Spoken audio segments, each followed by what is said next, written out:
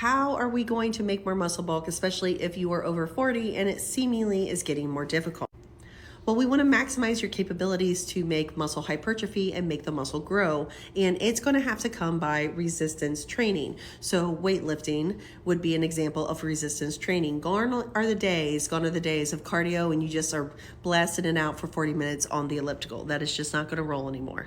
Because we're losing muscle bulk as we age, we have to start lifting. But let's take a look at this article.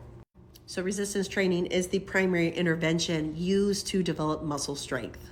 And as you are doing this resistant training, you are going to gain muscle mass, which is the goal of reducing sarcopenia. But remember, we also want strength and function. We also know the more muscle mass we have, that we will have decreased risk for various diseases such as cardiovascular disease, metabolic disease, less likely to develop type 2 diabetes. So how do you make your muscles grow? Well, your muscles actually growing is a muscle hypertrophy, so gaining. So muscle hypertrophy happens when muscle protein synthesis exceeds muscle protein breakdown. So you're making more than you're tearing down, and it results in a positive net protein balance in a cumulative period. And this is going to be achieved with resistance training and protein ingestion. You have to fuel your body. You cannot starve yourself and grow muscles. This is a lesson women 40 plus have to learn. You cannot starve yourself anymore. It's not going to work. I say anymore. You shouldn't starve yourself ever, but you know what I mean. So from the nutrition point of view, protein intake along with resistance training is the stimulus to make muscle protein synthesis, otherwise known as grow your muscles. And the accepted amount that you should lift to make that muscle bulk generally rolls in the range of 1 to 3 sets at 70 to 85% of the 1 rep max. And I have been telling women generally 3 sets of 8 or 5 sets of 5 at 70% of your 1 rep max if we happen to know it. So how your muscles are going to grow is tension is going to have to be placed upon them. So that's where the resistance is coming. There has to be enough stress to cause change, and it stresses it so much there is muscle damage.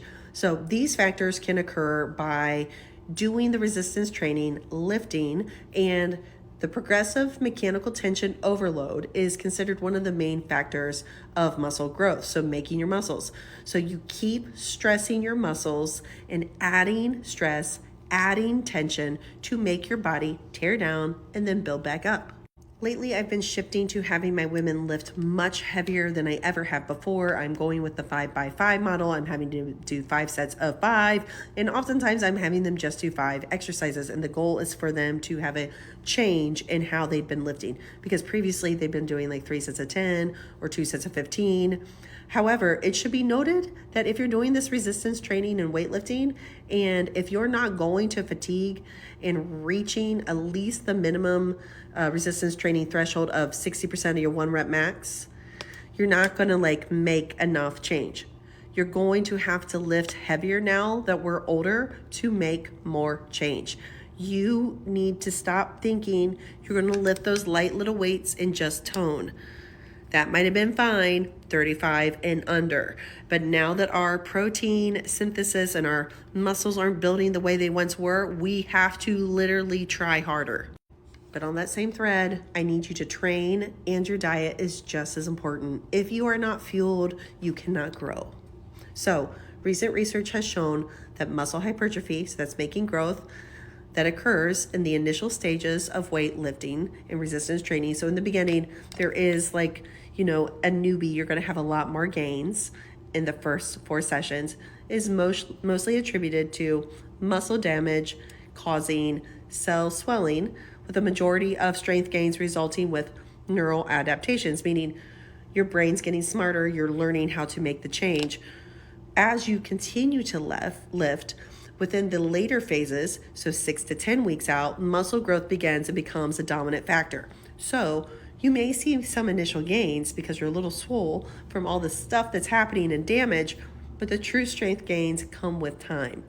So as you learn about weightlifting, these are some basic principles that you might not have known, and I'd love you to know because I need you to know about your body. So yeah, we're weightlifting now. We're weightlifting heavy, and we're changing what we believe. Welcome.